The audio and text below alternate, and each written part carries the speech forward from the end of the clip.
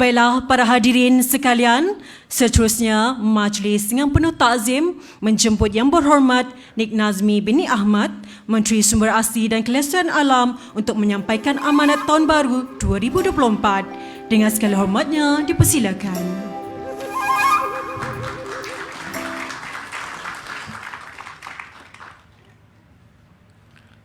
Bismillahirrahmanirrahim. Alhamdulillahirrabbilalamin. Wassalatu wassalamu ala asyrafil anbiya wal mursalin wa ala alihi wa sahbihi ajma'in. Yang saya hormati saudari pengerusi majlis, yang berbahagia Dr. Ching Tu, anak lelaki Kim, selaku Ketua Setiausaha. Yang berbahagia Datuk Abdul Kadir Abu Hashim, Ketua Pengarah Perkhidmatan, kepada ketua-ketua jabatan dan agensi di bawah NRES, kepada semua pegawai-pegawai kanan NRES, tuan-tuan dan puan-puan yang saya hormati sekalian. Alhamdulillah, kita seharusnya memanjatkan setinggi-tinggi kesyukuran kehadrat Allah Subhanahu Wa Taala kerana dengan izin dan limpah kurnianya juga kita dapat berada di sini, berhimpun dalam perhimpunan bulanan Kementerian Sumber Asli dan Kelestarian Alam NRES yang pertama untuk tahun 2024. Saya ingin merakamkan setinggi-tinggi penghargaan kepada semua ahli keluarga NRES, tidak kira di mana pun anda berada, sama ada di kementerian, di jabatan dan agensi. Dan Alhamdulillah, semoga kita dapat kesempatan untuk terus menyumbang tenaga dan buah fikiran kita dalam meningkatkan kecekapan penyampaian perkhidmatan awam demi kesejahteraan rakyat dan negara, terutamanya dalam hal-hal yang berkaitan sumber asli dan kelestarian alam sekitar. Saya rasa masih belum terlambat untuk mengucapkan selamat Tahun Baru 2024 kepada semua warga NRES, dan saya berharap tahun baru ini kita ada azam dan tekad yang baru. Saya tahu biasanya azam baru ni tak lekat lama, tetapi insya-Allah kali ini dengan nama kementerian yang baru ini kita dapat meletakkan azam untuk kita menunaikan amanah besar yang ada di atas bahu kita ni. Dan kita tahu sebagaimana sebagai penjawat awam, kita ada amanah yang harus kita galas untuk kita meningkatkan penyampaian perkhidmatan dengan penuh integriti kepada rakyat selaras dengan matlamat kerajaan madani. Dan tanggungjawab ini boleh kita laksanakan dengan kerjasama yang baik, yang utuh, dengan komitmen dan semangat yang teguh, dengan matlamat yang jelas yang diterjemahkan oleh setiap daripada kita sebagai keluarga NRES.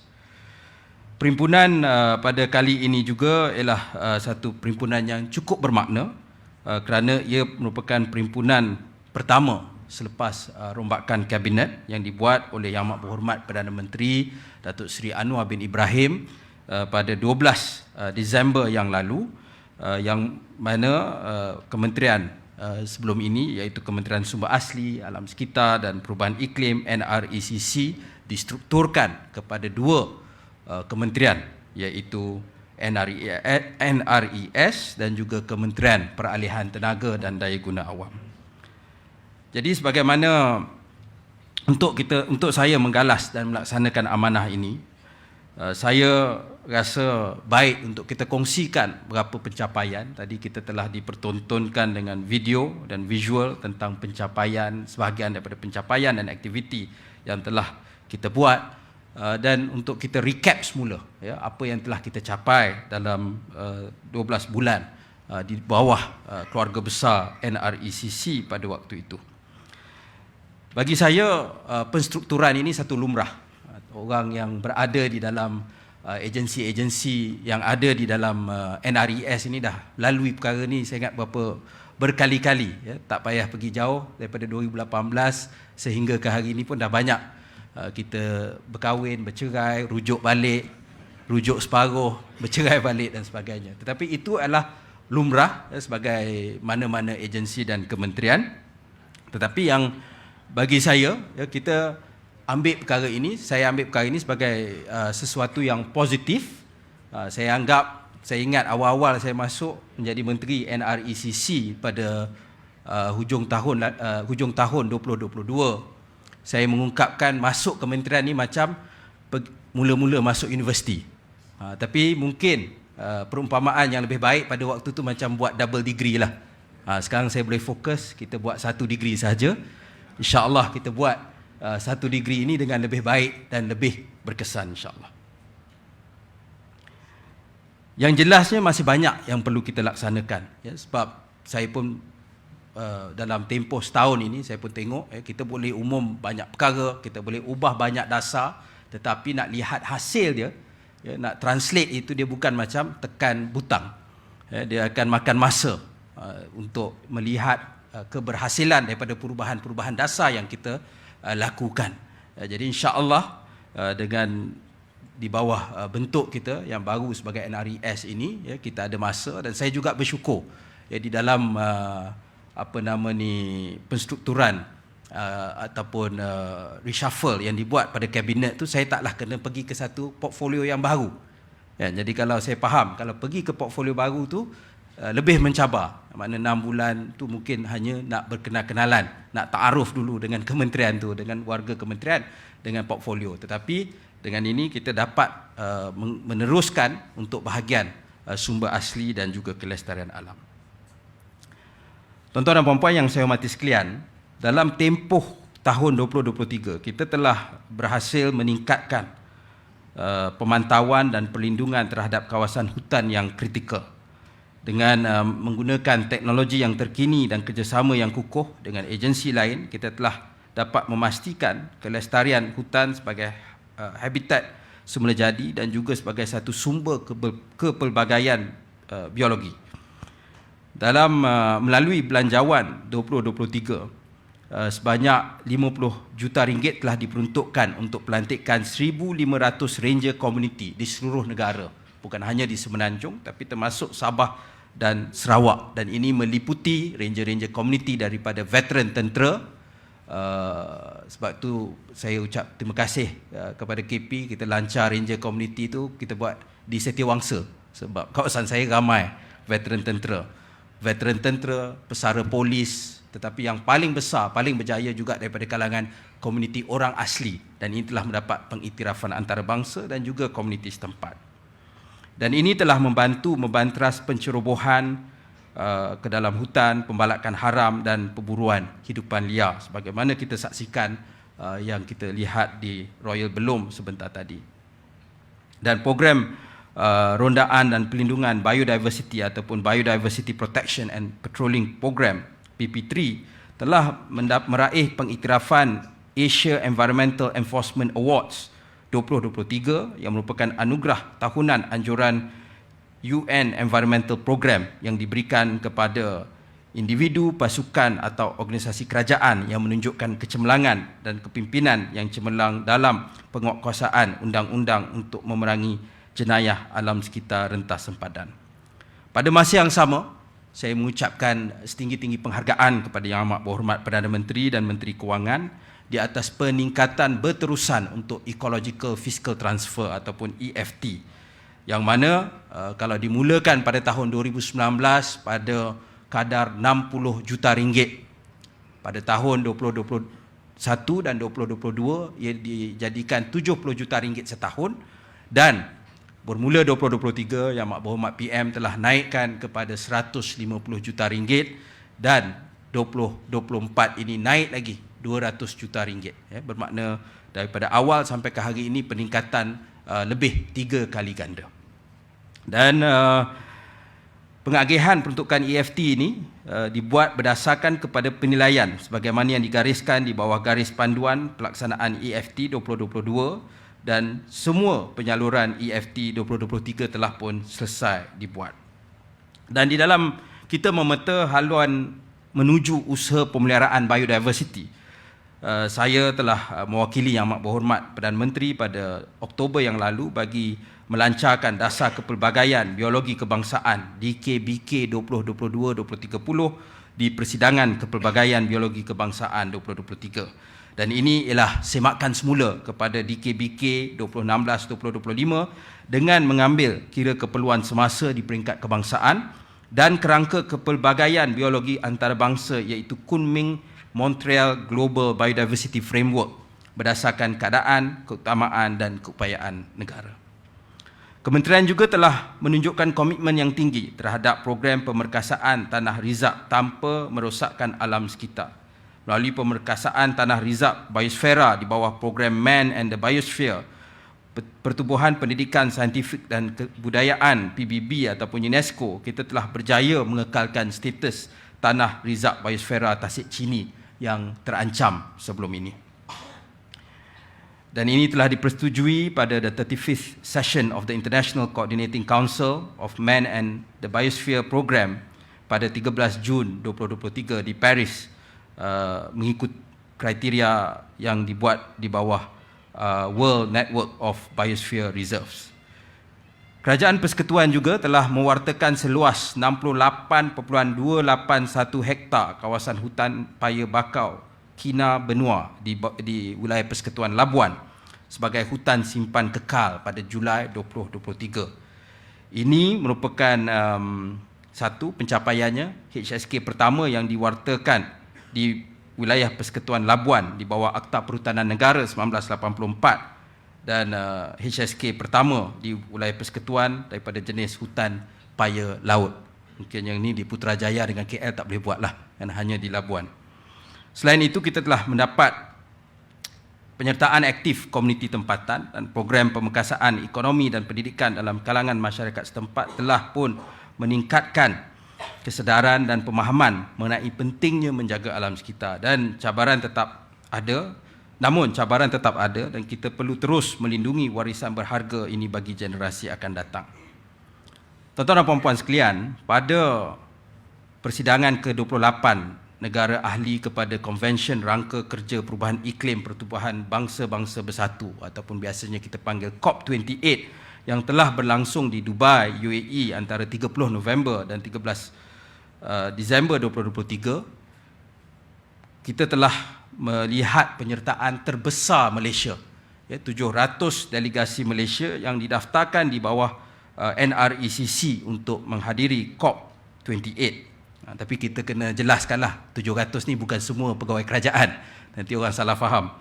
Daripada jumlah tersebut, 30 delegasi ialah pegawai kerajaan yang mewakili pelbagai kementerian dan agensi, bukan hanya NRECC ketika itu, tetapi juga kementerian-kementerian lain, termasuk Kementerian Luar, Kementerian Kewangan dan sebagainya, yang telah hadir bagi menyertai proses rundingan perubahan iklim. Manakala yang lain mewakili NGO dan juga pihak swasta yang hadir ke COP28, dan Pavilion Malaysia yang saya difahamkan kali kedua dibuat di COP telah mendapat perhatian yang cukup besar di kalangan peserta-peserta yang hadir. Ada hampir 100,000 orang yang hadir di Dubai untuk COP pada waktu itu. Tapi antara yang rahsia mungkin orang ramai tidak tahu, kita beruntung kita berkongsi pavilion dengan negara China. Dan dia ada laluan belakang tu, siapa yang hadir di COP baru-baru ini, dia di laluan belakang antara pavilion Amerika dan pavilion China. Jadi waktu itu John Kerry tu memang dia akan selalu datang untuk literally backroom diplomasi untuk memastikan persefahaman antara kedua-dua kuasa besar itu dapat dicapai, yang akhirnya diterjemahkan di dalam the UAE consensus. Dan hasil yang saya sebut tadi tentang UAE consensus itu, walaupun banyak yang tidak confident atau tidak yakin bahawa COP28 di Dubai ini dapat mencapai satu persefahaman yang definitif, tetapi ia telah berjaya dicapai dengan presidensi UAE pada waktu itu untuk memenuhi matlamat perjanjian Paris. Dan yang paling bersejarah bagi saya ialah ia merupakan COP pertama, dah hampir 30 COP yang ada, tetapi inilah COP pertama yang meletakkan bahan api fosil sebagai punca kepada masalah perubahan iklim, dan perlu ada peralihan daripada bahan api fosil. Kalau siapa yang hadir di Glasgow, waktu itu hanya disebut arang batu. Tapi kali ini disebut tentang bahan api fosil secara keseluruhan. Tetapi tentulah kita menekankan tentang prinsip keadilan iklim itu, yang mana negara-negara maju perlulah memainkan peranan yang lebih besar berbanding negara-negara membangun seperti Malaysia yang memerlukan banyak dukungan bagi kita membuat peralihan tersebut. Dan kita seharusnya mempersiapkan diri kerana Malaysia juga merupakan sebuah negara pedagang yang besar. Dan kita tahu akan ada selepas ini pasaran-pasaran ekspor yang akan meletakkan piawai-piawai yang tinggi dalam aspek alam sekitar dan perubahan iklim, maka syarikat-syarikat yang ada di Malaysia seharusnya mengambil maklum tentang perkara tersebut. Dan sememangnya NRES berkemungkinan akan dipanggil untuk membantu rakan-rakan kita di kementerian-kementerian lain dan agensi-agensi lain dalam proses ini. Selain itu, keperluan untuk mendapat pembiayaan untuk peralihan tenaga dan tindakan iklim yang benar-benar adil, termasuk untuk negara membangun, harus diteruskan dan ia menjadi sebahagian daripada kerja kita di masa yang akan datang.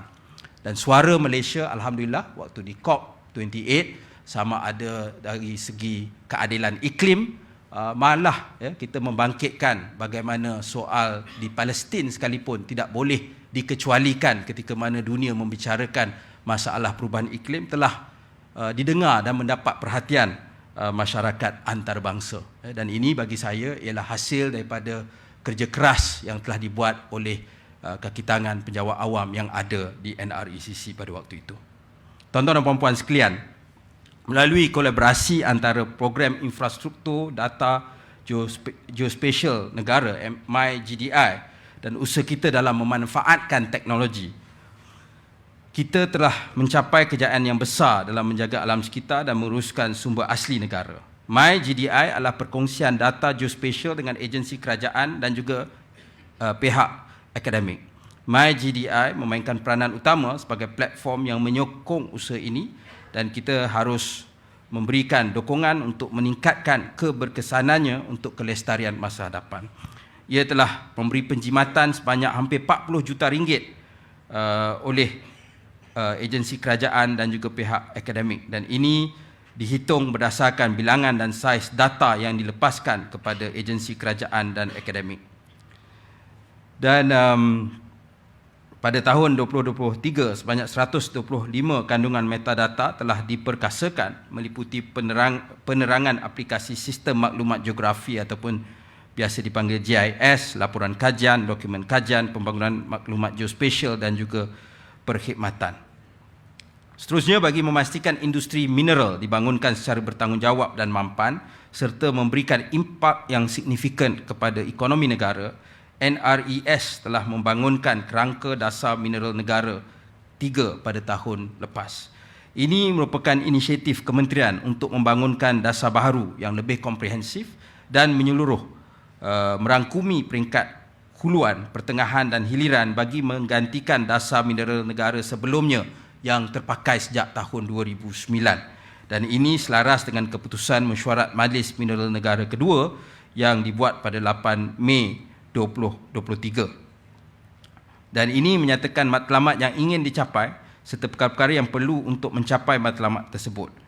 Antaranya ialah policy statement ataupun penyataan dasar untuk menjadikan industri mineral sebagai penyumbang penting kepada ekonomi negara dan kesejahteraan rakyat melalui pembangunan keseluruhan rantaian nilai secara bertanggungjawab dan mampan dengan penekanan terhadap tadbir urus teknologi, modal insan serta alam sekitar. Dan kita juga telah membangunkan SOP perlombongan NRREE di Malaysia selepas projek perintis yang dibuat di Kenering sebelum ini. SOP ini telah dijadikan sebagai prosedur umum untuk jadikan panduan kepada pihak negeri dalam membangunkan aktiviti perlombongan REE di negeri masing-masing.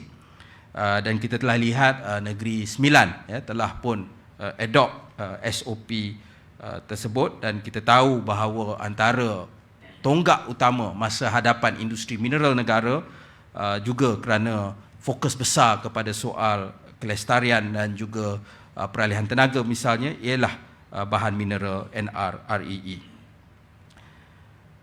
Kementerian telah juga mengambil beberapa pendekatan bagi memastikan kelestarian alam sekitar dilaksanakan secara berkesan dan berterusan. Antara usaha yang telah dilaksanakan ialah untuk kita memperkukuhkan kerangka undang-undang sedia ada. Satu ialah pindaan Akta Kualiti Alam Sekeliling 1974. Akta ini kita tahu telah terpakai begitu lama dengan konteks yang jauh berbeza berbanding hari ini. RUU Kualiti Alam Sekeliling Pindaan 2023 Fasa 1 bacaan pertama telah pun dibentangkan pada 16 November tahun lepas di Parlimen, dan ini bertujuan untuk meningkatkan kadar hukuman bagi peruntukan kesalahan serta menambah baik peruntukan berkaitan penalti dan pengkompaunan kesalahan-kesalahan di bawah Akta 127. Selain itu, Kementerian telah mengadakan sesi libat urus bersama pihak-pihak berkepentingan bagi membincangkan langkah menangani masalah pencemaran jerebu merentas sempadan. Pada 21 Disember 2023, ramai juga dah mula bercuti pada waktu itu, tetapi Alhamdulillah kehadiran pada town hall itu agak baik. Dan saya ingat lagi tahun lepas waktu kita ada sub-regional meeting tentang soal jerebu ini di Singapura. Bagaimana menteri-menteri yang hadirlah pada waktu itu semua kita sangat menepuk belakang masing-masing, memuji negara masing-masing, mengatakan bahawa kita telah berjaya membantras jerebu dengan berkesan untuk tahun-tahun sebelum itu. Tapi saya membangkitkan pada waktu itu, kita kena ingat, saya akui bahawa semua negara di ASEAN secara umumnya telah ambil langkah yang positif. Itu betul. Tetapi kita juga kena mengaku bahawa 3 tahun sebelum itu kita ada COVID, kita juga berdepan pada waktu itu fenomena La Nina. Ya, sekarang kita dah mula tahun lepas El Nino, dan banyak kita mendengar ramalan-ramalan yang sangat merisaukan, dan kita tidak boleh mengambil mudah dan bersiap siaga dengan apabila datangnya musim kering selepas ini. Dan pendekatan ini jugalah yang akan diteruskan bagi memperoleh solusi yang menyeluruh dalam menangani isu perubahan iklim, termasuk untuk melaksanakan strategi jangka panjang pembangunan rendah karbon ataupun LT-LEDS tahun ini, serta usaha penggubalan Akta Perubahan Iklim yang kita sasarkan untuk dibentangkan ke Parlimen tahun hadapan. Seterusnya, elemen penting juga yang saya fikir harus diberi fokus semula ialah soal pencemaran plastik. Ini ialah satu cabaran global yang besar yang telah memberi kesan yang meluas kepada alam sekitar, ekosistem dan kesihatan manusia. Kita semua mungkin perlu sedar bahawa mikroplastik, bila plastik ini dia terurai, dia memakan masa beratus-ratus tahun, tetapi mungkin dalam interim itu dia akan jadi mikroplastik, dan mikroplastik ini telah hadir dalam bukan saja hidupan liar sampai ke Arktik, Antartika, tetapi malah di dalam janin manusia, di dalam perut ibu pun ada mikroplastik. Jadi itu betapa seriusnya masalah ini. Jadi kita harus beralih ke arah alternatif yang mampan, dan satu ialah pengurangan penggunaan plastik sekali guna, single use plastics, tetapi juga di mana kita tidak dapat atasi secara 100%, mungkin kita perlu ada apa yang dipanggil truly biodegradable plastik. Banyak plastik-plastik yang dikatakan biodegradable dalam bila kita pergi beli plastik sampah di supermarket tu, sebenarnya dia hanya akan terurai bila pergi ke loji untuk merawat sampah. Tetapi kalau ditinggal di tepi jalan, macam mana kita banyak jumpa di Malaysia ni, dia tidak akan terurai. Jadi itu tidak membantulah, tetapi ada alternatif yang betul-betul boleh terurai. Dan ini selaras dengan apa yang kita telah ada dasar Malaysia Plastics Sustainability Roadmap 2021-2030. Pada waktu yang sama, kerajaan telah memeterai memorandum kerjasama MOC dengan Starting the Ocean Clean Up SOC pada 27 November 2023 untuk kita selesaikan isu marine. Ocean Clean Up ini yang telah menyediakan interceptor. Mungkin ramai bila dia ingat interceptor yang dibekalkan oleh Coldplay, tetapi itu hanya dalam bentuk tajaan. Tetapi dari segi penyediaan teknologi itu datang daripada The Ocean Clean Up. Dan memorandum kerjasama ini merupakan satu peluang yang baik untuk kita meningkatkan kepakaran yang sedia ada dan pendedahan kepada teknologi baharu berkaitan dengan pengurusan sisa plastik. Contohnya seperti interceptor, yang ada 2 interceptor di negara ini buat masa ini ialah inisiatif yang dibuat oleh Kerajaan Negeri Selangor. Jadi dengan ada MOC yang dibuat oleh Kerajaan Persekutuan, ia membuka peluang untuk kita lihat bagaimana kita dapat menggunakan teknologi ini di peringkat negara. Tuan-tuan dan puan-puan yang saya hormati sekalian, dia panjang sikit sebab kita jarang ada ucapan panjang-panjang ni. Biasa kita ada forum kan dalam perhimpunan, tapi sebab awal tahun dan kementerian baru, kita kena buat yang panjang sikit. Dan bergerak ke depan, NRES akan terus komited melaksanakan amalan pengurusan hutan yang mampan. Ini termasuklah pengenalan teknologi yang canggih dalam pemantauan hutan, kerjasama dengan pihak swasta dalam menjalankan aktiviti hutan secara bertanggungjawab dan memastikan penglibatan komuniti tempatan dalam proses pengurusan. Semalam kita adakan satu mesyuarat dengan Yayasan Wakaf Malaysia. Kalau sebelum ini, kementerian waktu itu kasar lah, ada wakaf air. Kita nak lihat, nak explore, adakah kita boleh buat wakaf hutan di negara kita. Dan ini bukan perkara baru, sudah ada di Turki, sudah ada di Indonesia. Jadi kita nak explore keboleh laksanaan wakaf hutan di negara kita. Dan melalui pemantauan dan penilaian berterusan, kita dapat memastikan bahawa hutan kita terus memberikan faedah jangka panjang dan tidak kita korbankan kelestarian. Dan kita juga akan teruskan komitmen tentang penanaman semula dan pemeliharaan kepelbagaian pokok. Yang ini memerlukan kerjasama dengan pihak swasta, masyarakat tempatan dan badan bukan kerajaan untuk kita menjalankan program penanaman semula yang berkesan. Pemeliharaan kepelbagaian pokok akan menjadi keutamaan untuk memastikan ketahanan ekosistem kita. Ketika kita bercakap tentang hutan-hutan yang berada di luar Central Forest Pine, di Heart of Borneo misalnya, kita tidak boleh melupakan urban forest yang sedia ada. Mungkin sebahagiannya asalnya ladang getah misalnya, tetapi ia telah menjadi urban forest yang sangat menjadi tumpuan kepada orang ramai, terutamanya selepas COVID, dan sangat dihargai oleh penduduk di sekelilingnya. Jadi itu juga satu aset penting dalam usaha mengurangkan urban heat intensity dan sebagainya yang patut digemblengkan oleh pihak berkuasa.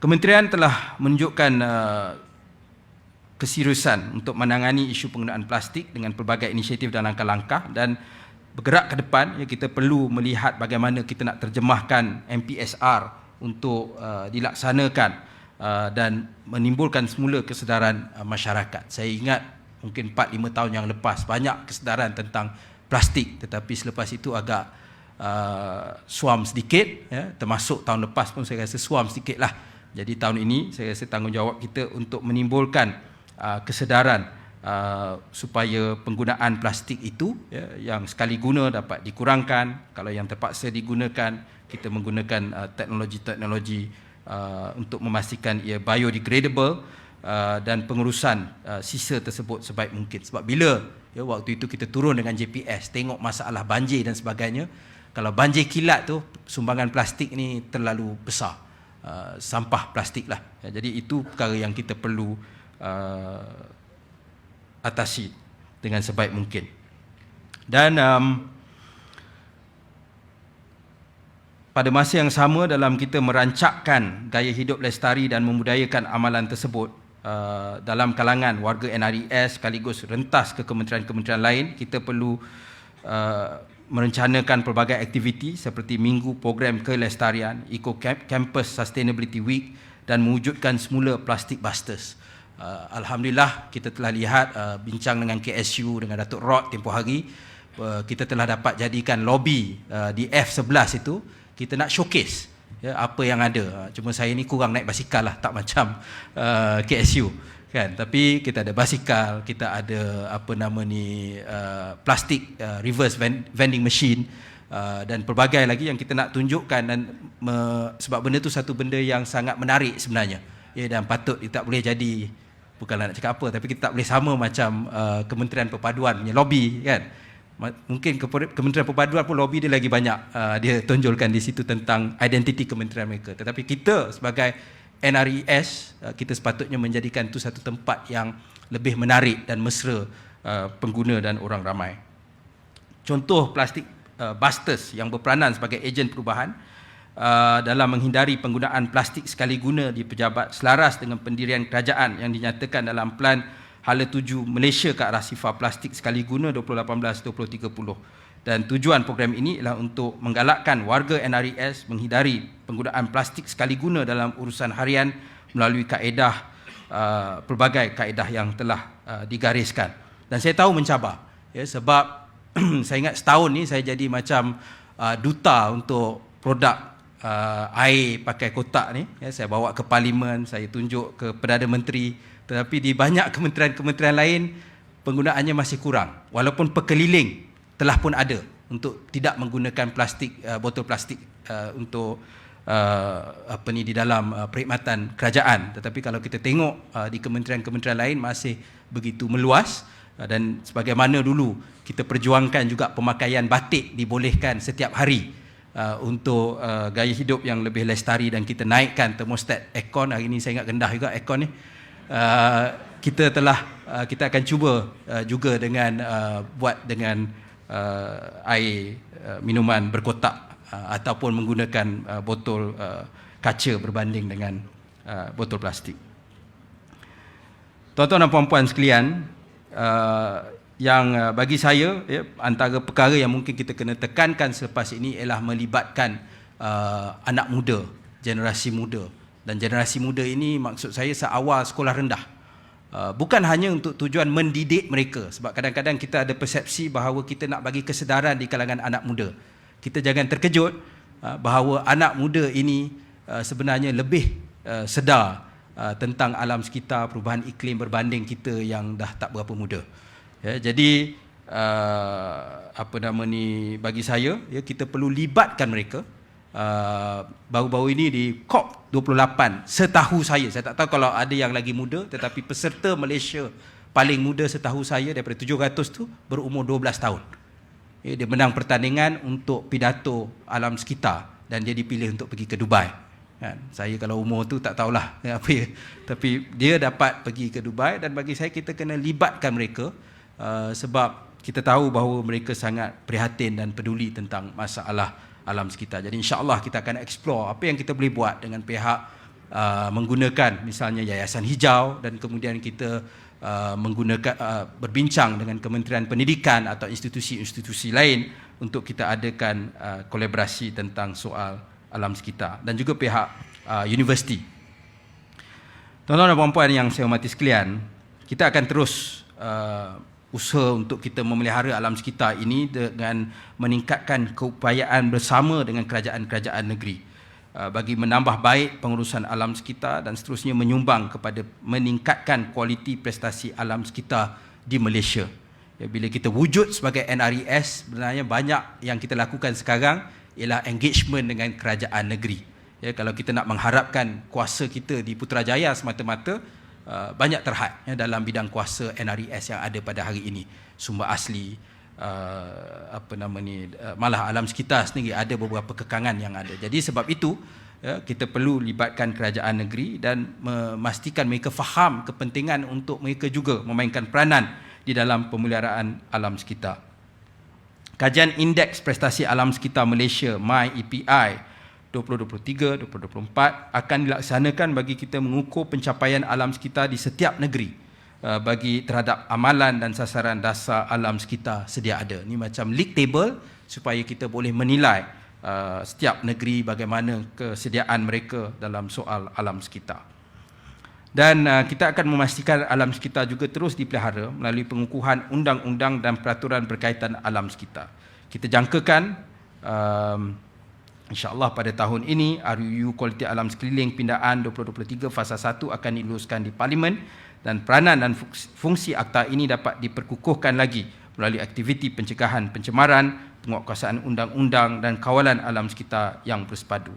Pada masa yang sama, saya juga berhasrat untuk kita meningkatkan lagi ketelusan dan kebertanggungjawaban proses penilaian impak alam sekitar EIA. Ini satu proses yang saya percaya akan terus ataupun lebih mendapat perhatian daripada orang ramai dalam tahun-tahun akan datang, dan kita seharusnya memastikan EIA ini up to standard, up to par dengan apa yang dijangkakan oleh orang ramai. Tuan-tuan dan puan-puan yang saya hormati sekalian, sepanjang perjalanan saya di dalam NRECC, di dalam NRES, alhamdulillah kita telah mendapat beberapa pencapaian dan ini telah diiktiraf. Ya, kalau kita tengok di luar, kejayaan kita telah pun diiktiraf.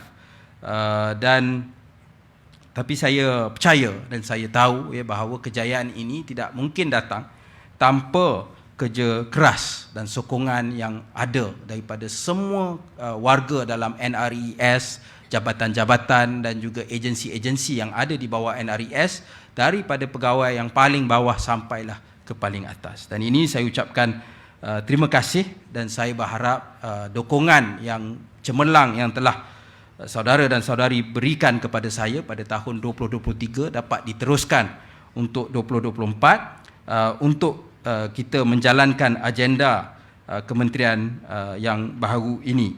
Ya, kita tidak mahu istilah dia, you cannot just talk the talk but you have to walk the talk. Tetapi dalam soal alam sekitar ini, saya percaya we have to run the talk. Ya, kita kena berlari, berjalan tak cukup. Kalau lebih baik kita naik basikal lah, lagi laju.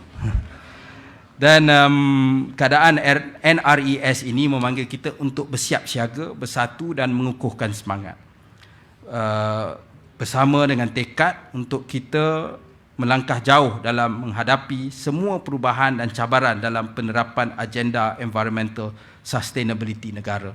Antara perkara yang sangat positif yang ada di dalam warga NRES yang saya telah perhatikan ialah keterbukaan kita untuk adakan libat urus dengan semua jenis NGO.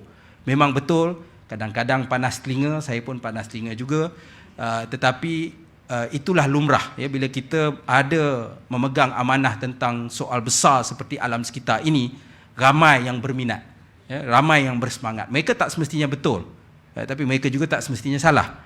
Ya, jadi kita dengar dan kita dapat memahami semangat mereka, sebab saya percaya 90% daripada mereka datang dengan niat yang betul. Ya, mereka mungkin tersilap dari segi fakta, tersilap dari segi pandangan, tetapi niat dia untuk memastikan alam sekitar kita terpelihara itu niat yang betul. Jadi kita bagi ruang kepada mereka, kita dengar, kita juga mungkin ada boleh perbaiki prestasi kita dan kita cuba adjust accordingly. Dan alhamdulillah itulah sikap yang ditunjukkan oleh warga NRES selama ini. Sebab akhirnya ya, kita berada pada that tipping point. That tipping point where we still can do something. Bunyinya besar lah, to save our planet. Tetapi that's the reality. Kita ada pada titik yang mana kita masih boleh berbuat sesuatu untuk menyelamatkan alam sekitar yang ada ini. Dan kalau kita tak berbuat sesuatu pada hari ini, kita takut ya, anak cucu kita yang tengah bersemangat pasal alam sekitar ini, mereka akan maki kita lah pada masa-masa akan datang sebab menyumpah-nyumpah kita, sebab kita tidak berbuat sesuatu ketika kita boleh. Ya, jadi itu bagi saya tanggungjawab yang sangat besar, dan mungkin hasil dia kita tidak akan lihat serta-merta, tapi insya-Allah ya, ada saham kita di kemudian hari. Akhir kalam, saya ingin memetik kata-kata David Suzuki daripada Kanada. Dia ada anak, saya tak ingat nama anak dia, tetapi anak dia berucap di Rio de Janeiro tahun 1992, umur mungkin 12-13 tahun. So she was the first Greta Thunberg, ya, anak kepada David Suzuki ini. Tapi ini kata-kata ayah dia lah, David Suzuki, seorang ahli biologi dan aktivis alam sekitar yang terkenal di Kanada. Sustainability is not just about conserving the planet's resources, it's also about preserving the very essence of life in this planet. Jadi itulah tugas besar yang kita ada. Dengan itu saya sudahi ucapan saya dengan wabillahi taufiq wal hidayah. Wassalamualaikum warahmatullahi taala wabarakatuh. Terima kasih. Terima kasih.